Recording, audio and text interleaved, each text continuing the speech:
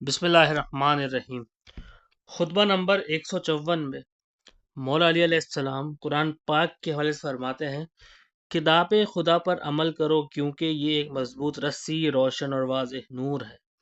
یہ بہترین شفا اور پیاس بجھانے والی ہے، اس کے ساتھ رہنے والے کے لیے حفاظت اور نجات ہے۔ اس میں کوئی کمی نہیں جسے پورا کیا جائے۔ یہ نہ حق سے الگ ہوتی ہے کہ اس کا رخ مڑ جائے، بار بار پڑھنا اور دہرانا اسے پرانا نہیں کرتا۔ جو اس کے راستے پر چلتا ہے وہ سچا ہے، جو اس پر عمل کرنے والا ہے وہ سب سے کامیاب اور آگے نکل جانے والا ہے۔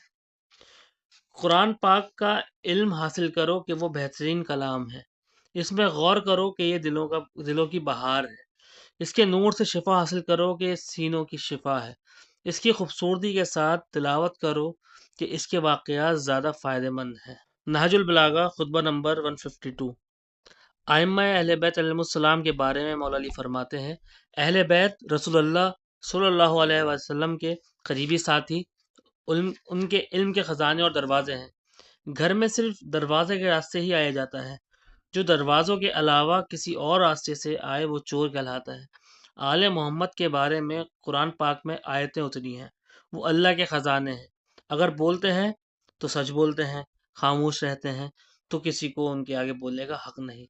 خطبہ نمبر 107 میں نبوت کے درخت کے حوالے سے مولا علی نے فرمایا، ہم اہل بیت نبوت کا درخت اور رسالت کی منزل ہیں۔ ہمارے گھروں میں فرشتے اترتے ہیں۔ ہم علم کے خزانے اور حکمت کی کان ہیں۔ ہم سے محبت کرنے والا رحمت کا امیدوار ہے، اور ہم سے دشمنی رکھنے والے کو اللہ کے قہر کا انتظار کرنا چاہیے۔ خطبہ نمبر 136 میں مولا علی امام زمانہ کے بارے میں فرماتے ہیں، جب وہ پردہ غیبت سے باہر آئے گا تو لوگوں کی خواہشوں کو ہدایت کے راستے پر لے آئے گا۔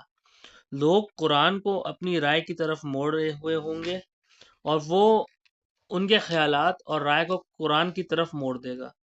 وہ تمہیں بتا دے گا کہ عدل و انصاف کس طرح کیا جاتا ہے اور کتاب و سنت کیسے زندہ ہوتے ہیں۔